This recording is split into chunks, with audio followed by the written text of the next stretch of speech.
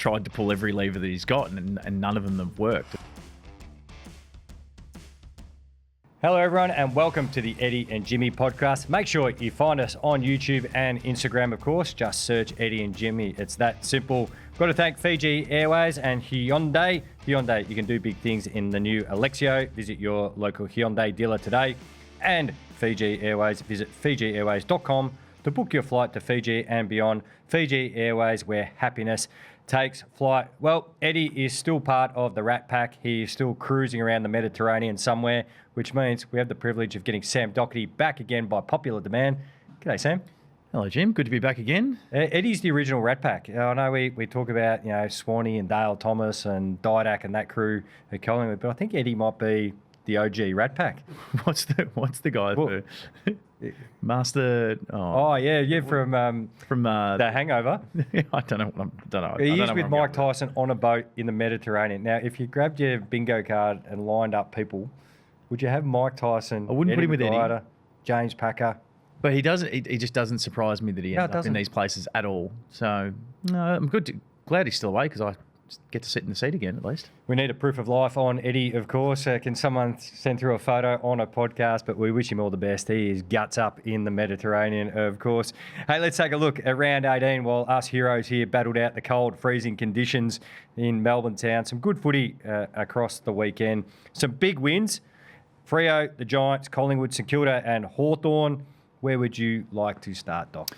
Where would I like to start? Well, the GWS, their train that they've got rolling on at the moment, they've been so injured this year, which ultimately that's been the part that's hurt them the most. But they're showing that their best footy stacks up. They've beaten a lot of the top 8 sides. They've dropped a few against the bottom rung teams in the league, but they're building at the right time of year. If they can sneak into wildcard, they would be one that I would not want to play whatsoever. They're predictably unpredictable at the moment this year. And like you highlighted, the injuries are a factor, and nothing stood out more than missing Sam Taylor for the bulk of the year. The first quarter alone, he was extraordinary for the Giants. We know he's an exceptional player, but Geelong pumped it inside forward 50 over 20 times. It was close to 25, that number, by quarter time.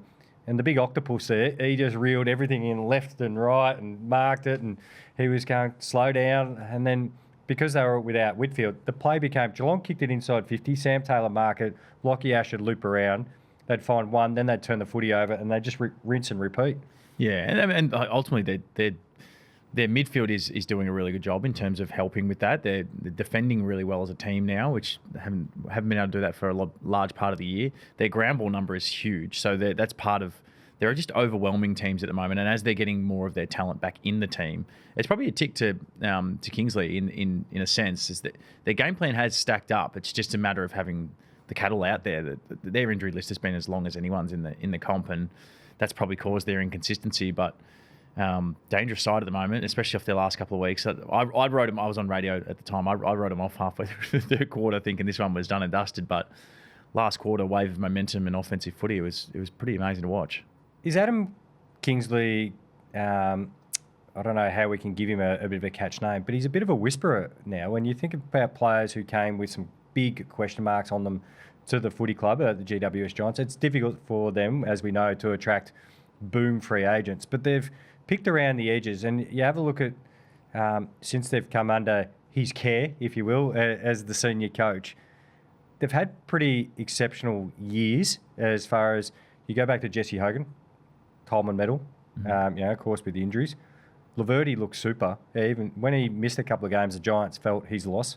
Clayton Oliver, he's having an incredible year, Clayton. He's having an outstanding year. Yeah. And he'll be one that should make the All-Australian squad at a minimum, let alone he'd be pushing for the team. But as you said, just guys that have gone in there, and maybe it's a bit of the limelight's not as big up there in GWS, and it allows you to focus in on your footy and play a bit happier. This is Oliver, Hogan, probably the two that have gone up there in that sense. As you said, Laverty has been amazing since he's gone there. And he's 4 years with Toby Green.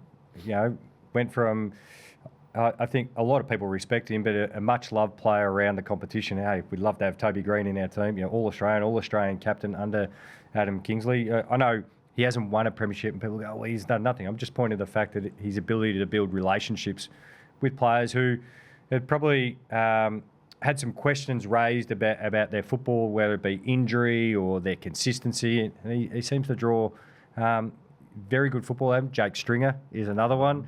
He was very slow, as far as deliberate is probably the better word, about bringing him in last year. Remember, he kept him until he was fit, until he was completely cherry ripe to play, and he's had an impact up there. Yeah, he's doing well.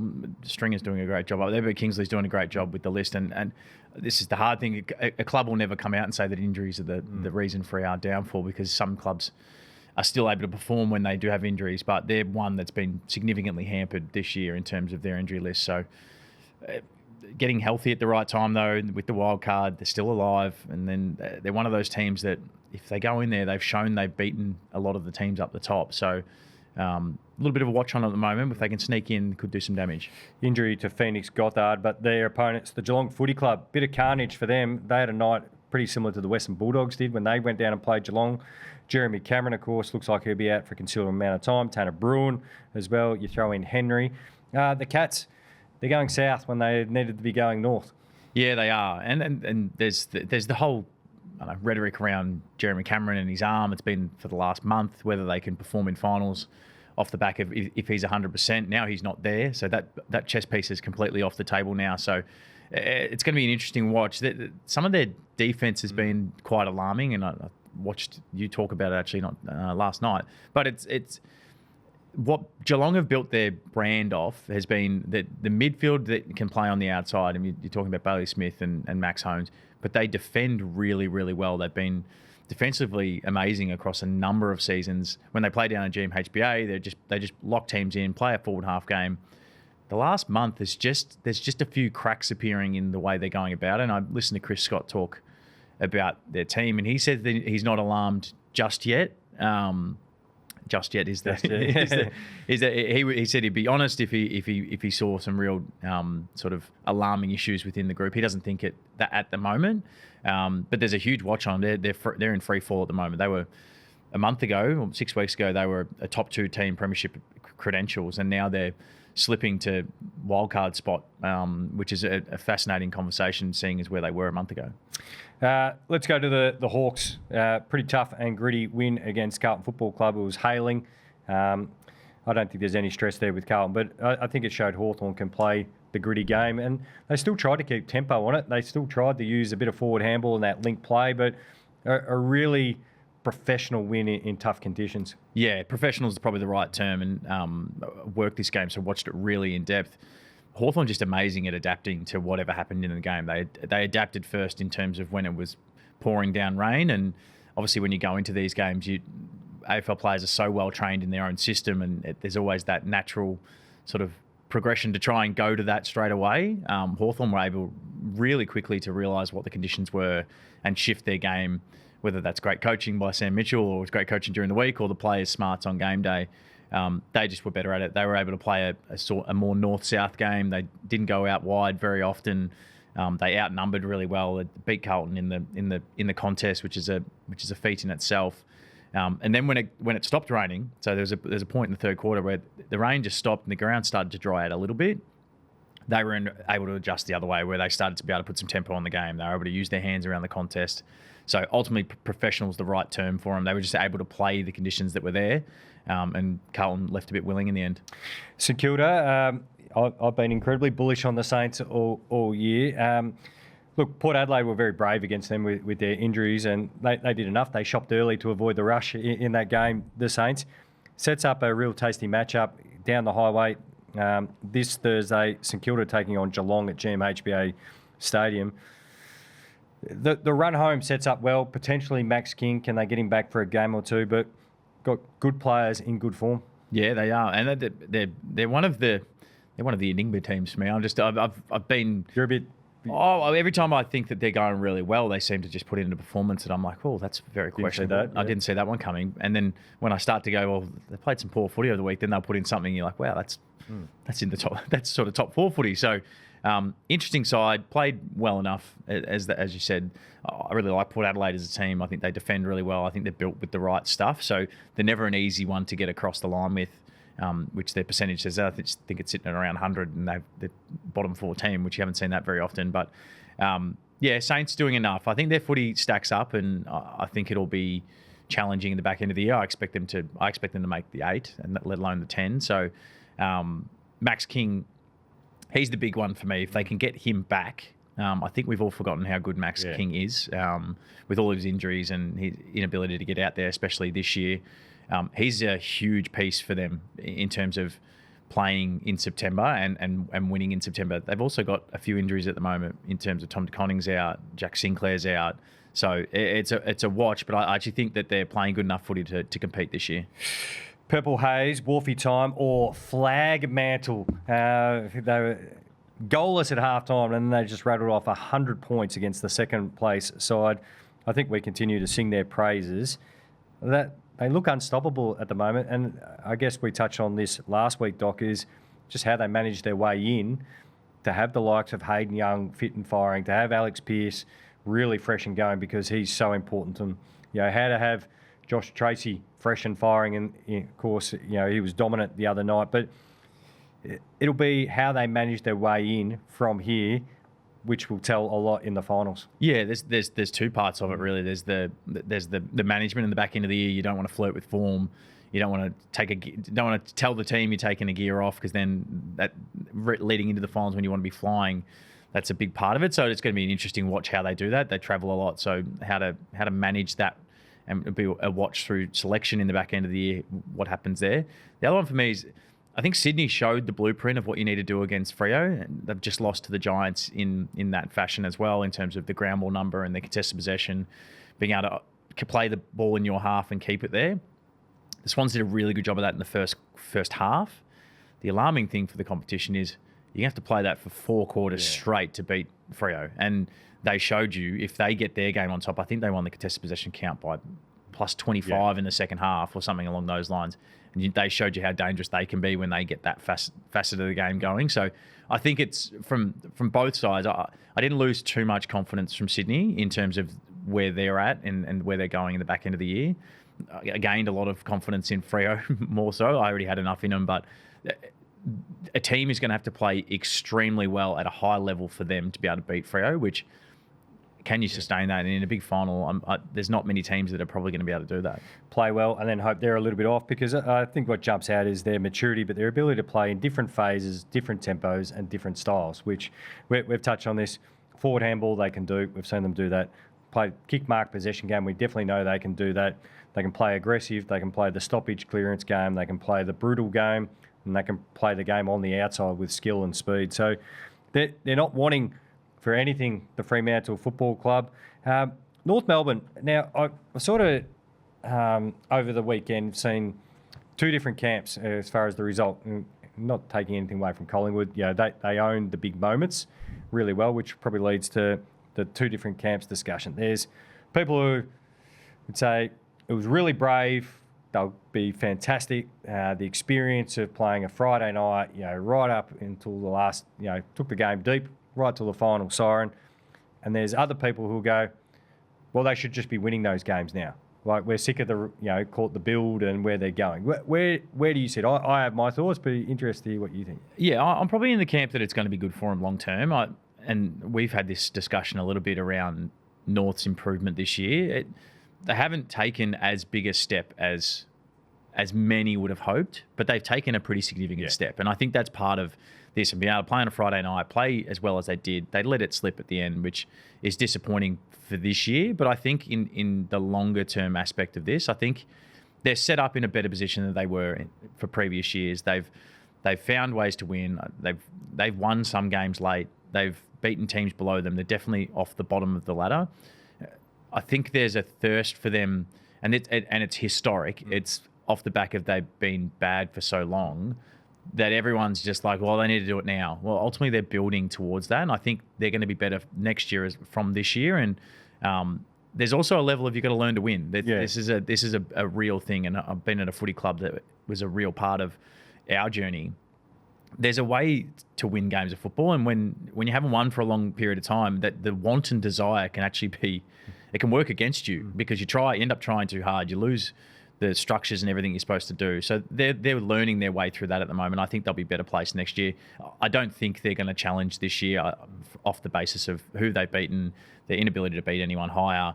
They're learning their way through it, but ultimately another step for me in the right direction towards success in the future. No, I couldn't agree any more with those points. And it's being in those moments. You can train them as much as you want, but you've actually got to be in the match moments. And my takeaway from Friday night is it was the execution of, call it the fundamentals and the execution of what you need to do in those moments.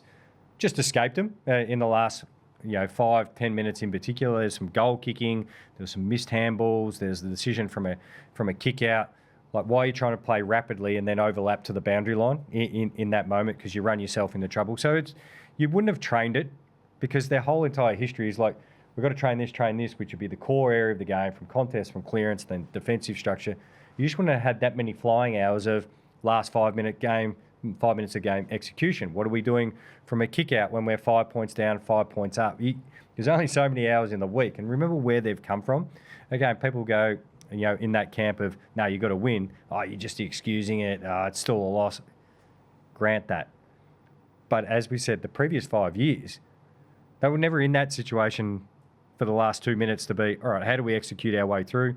I think some of the decisions were right, but they just didn't execute them. So they missed the last kick going inside forward 50 by a fair bit.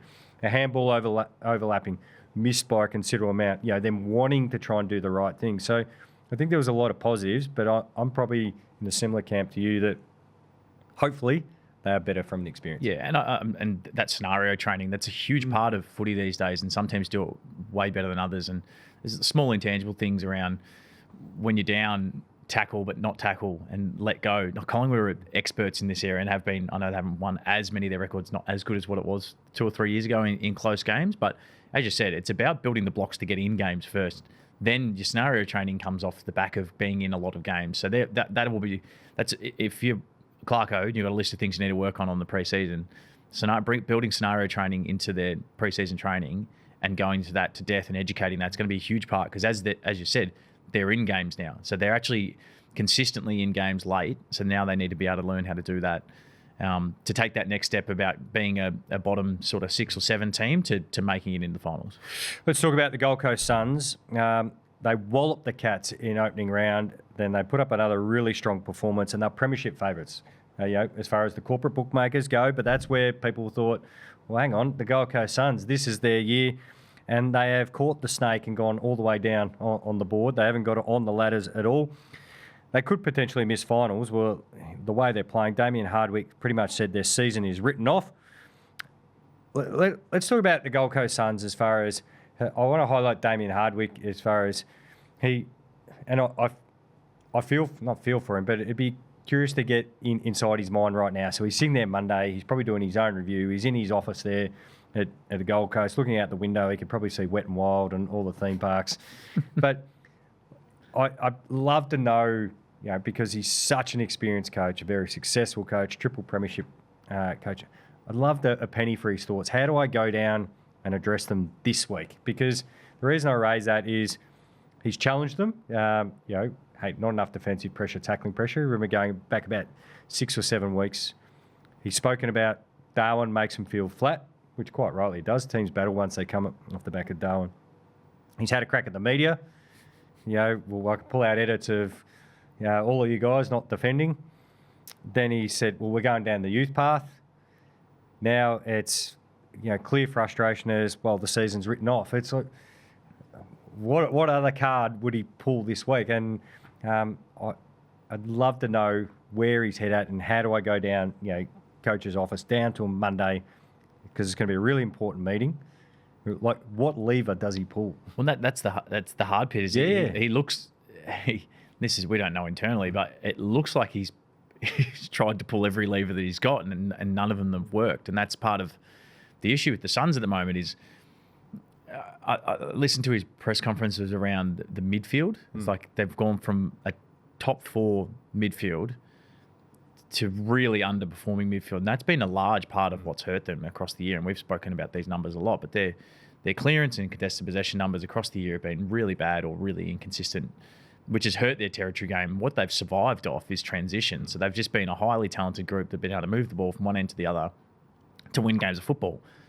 Teams have then scouted that and realised, well, if we just keep them in their half, we're going to beat them. So that's what teams have gone to school on. That's how they've set the game up. It's how the coaches have set the game up against them. And they haven't been able to get a result since. And as you said, what lever do you pull this week? Off the back of every player seeing that he thinks that the year's written off. I just wrote down their run home. And they've got the Dogs, Carlton, Melbourne, GWS, Lions and St Kilda. So the Lions game is the one, looking at them now, it's like you're probably not going to beat the Lions. They're just flying. They're going to be... And the Lions are like playing you in the Pineapple Ground. Yeah, so you're probably not getting that one done. All the other teams that they're playing are teams that are around the wild card race that are basically 8-point swing games in a roundabout. Like it's 7th, 12th, 6th, 11th and 10th. Yeah. So all the teams you need to beat or all the teams you're going to beat in the final or in the play-in tournament. It was an incredible admission to probably where his head's at, and ultimately... Do you think he's trying to take the pressure off them? I think... Hang on. If we kind of play the old... we've played games with blokes, and even you go play a round of golf, and they go, I'm not hitting it great, and things like that. And it sort of just takes the heat out? The heat out of it? I think it's his internal monologue just coming out. I think it's if we keep playing the footy that they're playing at the moment, which I've read those games out, if they play the way they're playing at the moment, they're not winning any of them. So I think his internal frustration of how the group's playing has come out in a press conference. And ultimately, if they're going to beat any of those sides, really, they're going to have significant shift in form. They're going to have to have significant shift in defence and attitude. And attitude. Because the double free kick, the game was still in the balance. And he must be going, and you could see his reaction. He's providing some great reactions in the box, creating great memes as well. But your season's on the line. You're playing away from home. The umpire has warned you 3 times, but you get your comfort out of abusing the umpire. The umpire, as much as we can discuss umpiring and they get them wrong and things like that, if you're going to continue to abuse them, they're going to keep giving free kicks against. Like at some point, the umpire's got to go, hey, mate, stop being a dickhead to me.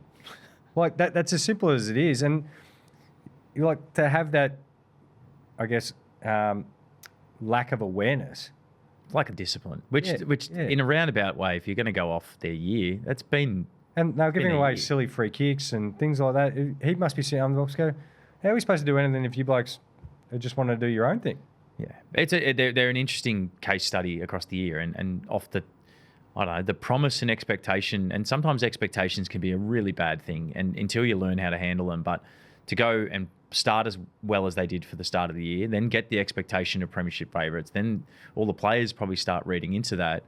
Then when things go wrong, when you've got expectations that are lofty, sometimes that can become a really big burden on a group, and that's what it seems like it's happened. It seems like they're a bit lost on what lever to pull, what's the most important thing. It feels like they're going after a lot of things that is really having not much impact. And it's for Dimmer, and this is in the back half of the year, maybe it's not this year. Maybe what he said on the way, that maybe this year is slightly done for him.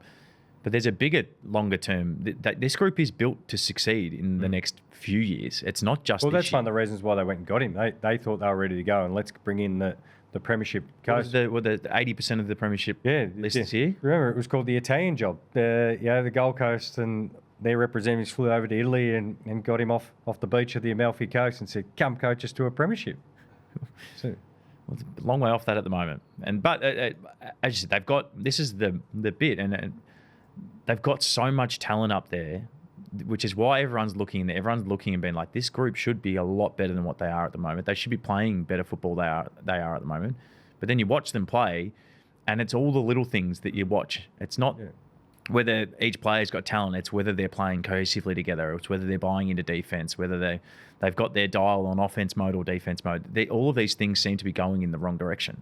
So how does that then also impact the fact that Bailey Humphrey, might be keen to explore it? He was very keen to explore it last year, heading out. Ben King hasn't signed the contract, and there's big discussions around that the Hawks are one out, one back to secure his services. Jed Walter recommitting is a good sign, but does that actually point to a sign that Ben King might be on the way out? So how does he push really hard at the same time not trying to push too hard because you got the retention piece. And this was always the battle with the Giants. It was always the battle with, I reckon, the Lions going back quite a number of years, and Sydney, at different stages. How hard do you push to? Because the go home factor, he's in a difficult spot, and then you throw into the fact that everybody tuned into the UFC yesterday, but there was greater action with Dimmer and Basement Man, of course, coming through the crowd. Like he's in such an interesting position. I'm not saying difficult because that's why he's been such a successful coach, but he's in such an interesting spot at the moment. Like, who do I hit with a stick? Who do I cuddle? Who am I trying to keep? But I also want to set some standards and push them. So I've got to say, call things out, but that might impact my relationship with certain players. It's a fascinating spot. Yeah, and this is coaching. This is the management of people, and there's 46 players plus staff across the list, and that's part of the hardest part of being a coach these days is the management of all of those. It's management of egos, and I'm a big believer. Everyone's got an ego. Yeah. You're just managing different versions of it. But ultimately, the focus has to be on the group. And if players aren't going to fit into the culture that you're trying to set, then it's actually detrimental to try and keep them there. And maybe that, in hindsight, around the Bailey Humphrey, if he really wanted to go home, was it really worth pushing so hard to keep them? And we're watching the same examples at other football clubs when guys have tried to leave and they haven't been able to leave. What impact does that have on the group? It's a fascinating watch in a period of the AFL that's so much movement across teams, with culture being such an important part across performance and football. At what stage do you just let some guys go that fit outside your culture, even if they're very talented individuals? If they don't fit what you're trying to do, they can actually be probably more detrimental than what they are helping. Yeah, I know they're trying to get fair value because you don't want to be selling cents on the dollar as well. No. And I think a lot of people go back to a man who tried to come to your football club, Tom Papley. I think a lot of clubs think, because remember, he was out the door. He was going to Carlton. Sydney said, no, you can stay. And they managed to clearly make that work because he's been incredible for the Swans. So I think there's a lot of clubs hanging on to the hope of the Papley situation. They will keep him and he will thrive as well. Look, every week there seems to be umpiring, rules, all that are up for discussion as well. The taunting rule is back in the spotlight. So this is the Eddie Maguire rule, no taunting. 2 players were penalised for rubbing the scone on Thursday night. Where do you sit with the taunting rule? The Warner one was funny because as soon as he got touched on the head, it almost like went, like the light bulb went on. He went to the umpire, oi! He touched my head. He touched my bonce. Give me a free kick for that, which he did pay. Yeah, well, I think the rule is fair and should be there. The frustration, and this is a frustration around many of the rules that seem to pop up in the week-to-week focus point. And this is not a knock at the umpires because the umpires do their reviews, and then even when you're playing the game, you do a review. They were told to pay that. Yeah, so that's what's on the umpires. So they're told to pay it. The frustration across large parts of it is there's been so many examples in the last month that haven't been paid, and then all of a sudden they just start paying them on the Thursday night game.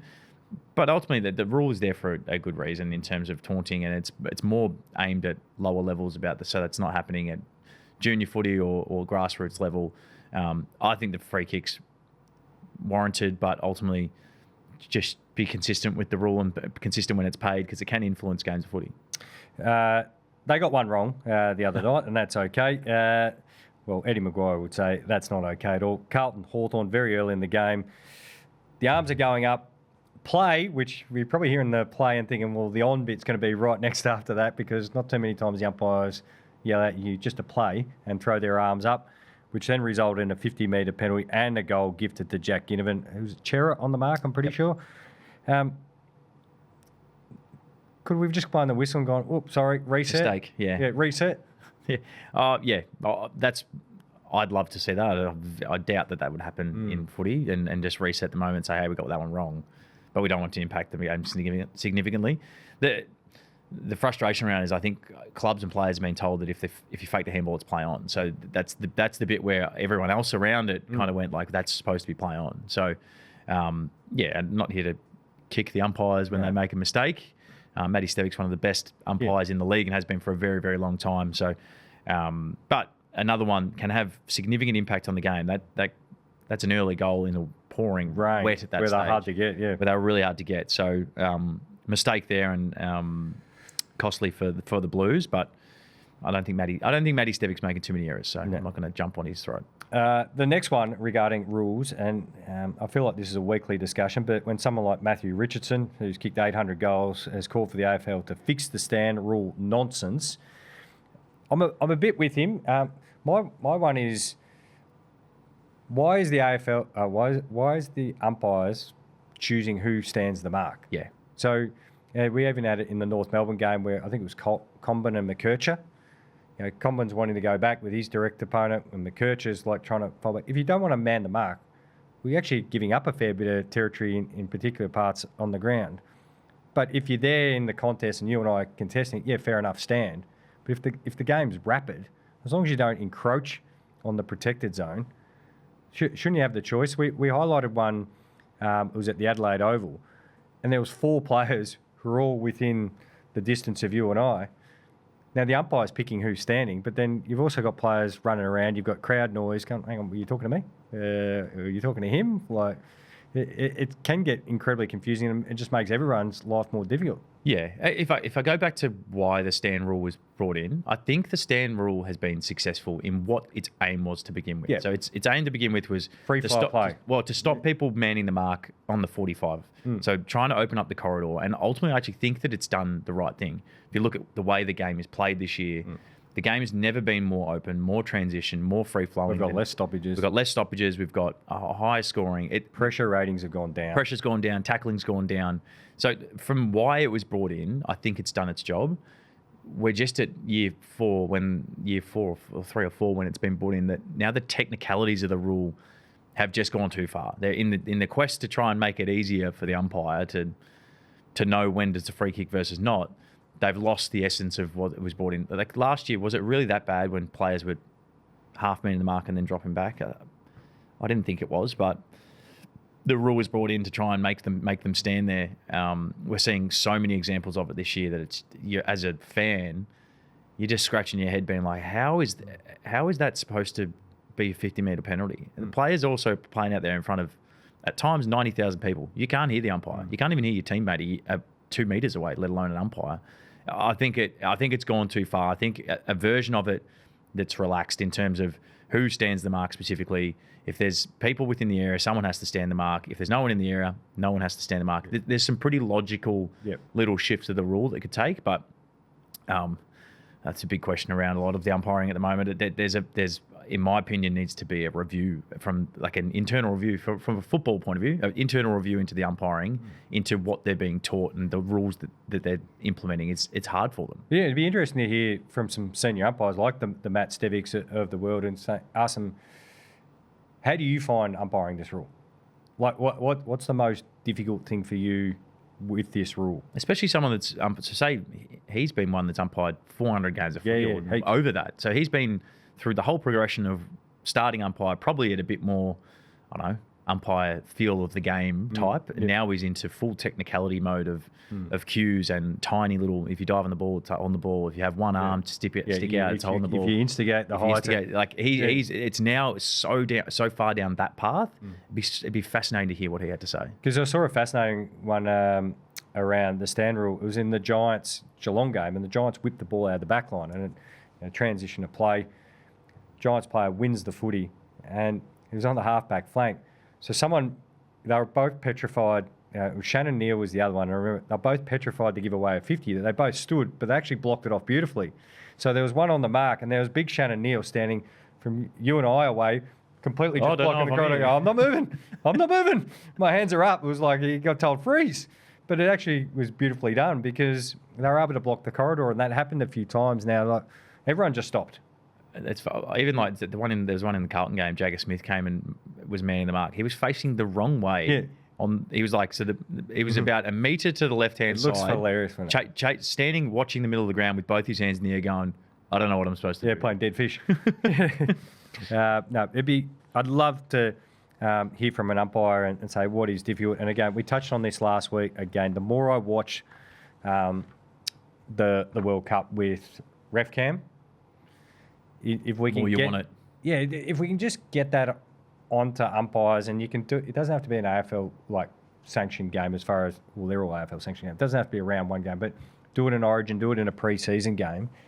Just bring us in and show us how difficult it is, or give us a perspective of what it's like. Because you and I have been down on ground level. It'd be great to bring the fan in, and because when you see ref cam, and they've got as good a steady cam as they can get, you can see the like that, and players going this way, that way, the ball is zipping, and that's with one ref on a soccer field.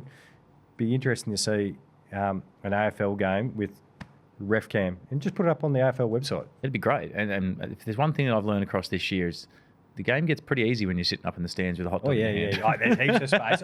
Just kick it there, kick it there. There's the amount of targets that you see from up high versus when you're down on the ground level. It's so much harder. Everyone's open, of course, from up there.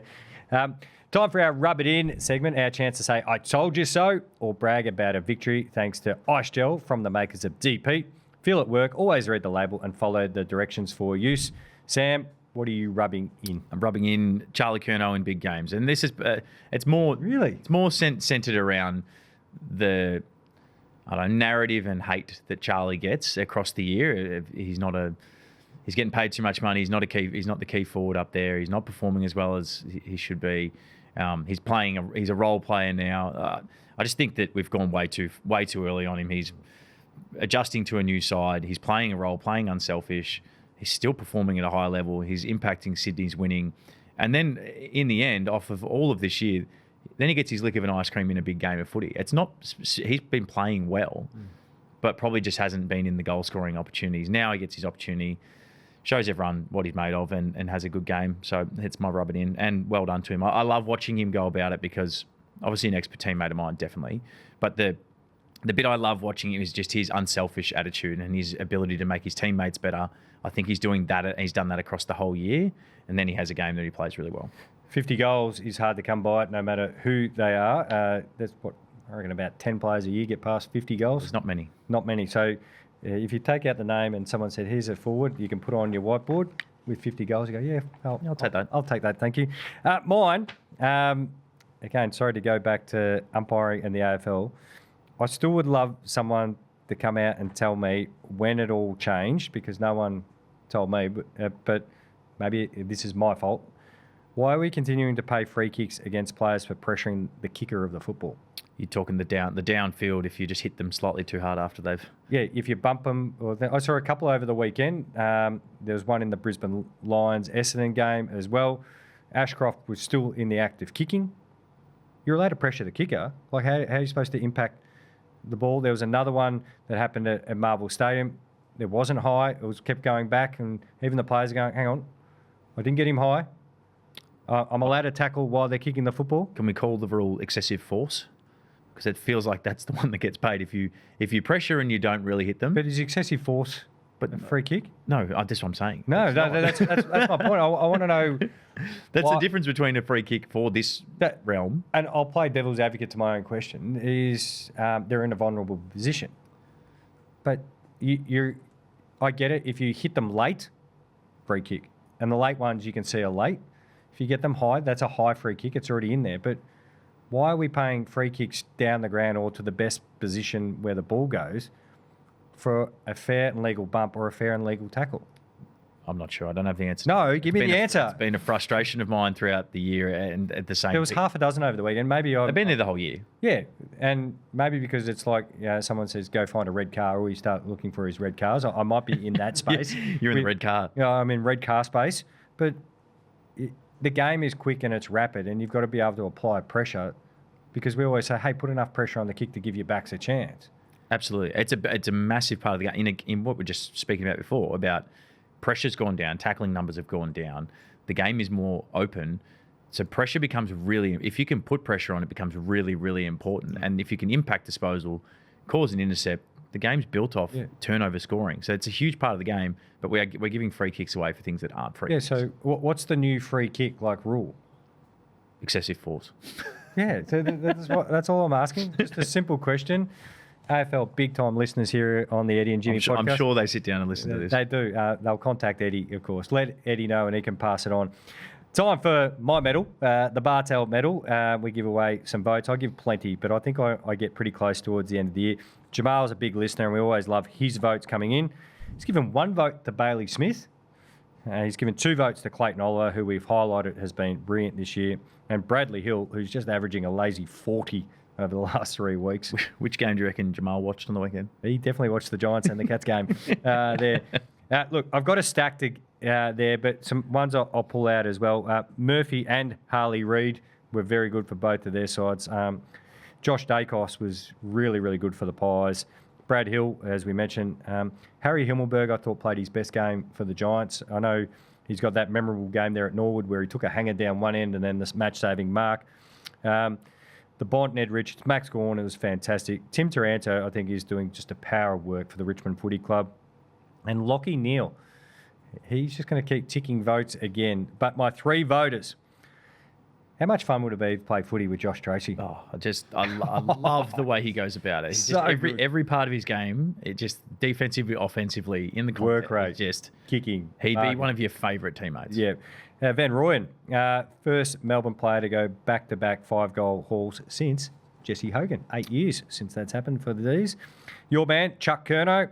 Kel Wilkie, he just looks like he could play for another 30 years at the same speed, the same rate, and they'll just keep kicking in the ball. He's magnificent. Will Ashcroft, he got it the 30 and 3. What's that called? Sacramano. Sacramano. He entered the club late with a late goal there. Clayton Oliver. Sean Manor, even in a loss, he was very, very good. Isaac Rankin and the astronaut. There's plenty of players, as I mentioned, for 2 and 1, which gives us a leaderboard. Lockie Neal comes onto this leaderboard with 18 votes. Cozzy on 19. Max Gawn and Jordan Dawson on 20. Naz on 21. Marcus Bontempoulos, the Bont on 30. And Nick Dacos on 32 votes. You happy with that leaderboard? I'm happy with the leaderboard. Too bad. That's the leaderboard. I'm glad Lockie Neal's made his way onto it. Yes. Might be a little bit unders on this. So. He is a little bit unders. He has picked up a lot of 2s and 1s early in the year. So he's coming like a freight train in the Bartel Medal. Sam, appreciate your time. We'll let you go, but go freshen up. Come back Wednesday and we'll answer all the questions on the Eddie and Jimmy podcast. That's Eddie and Jimmy at tappedmedia.com.au. You can always follow us on Instagram. Just search, pretty simple, Eddie and Jimmy, and follow Eddie and Jimmy wherever you get your podcasts and watch us on YouTube. Thanks, everyone.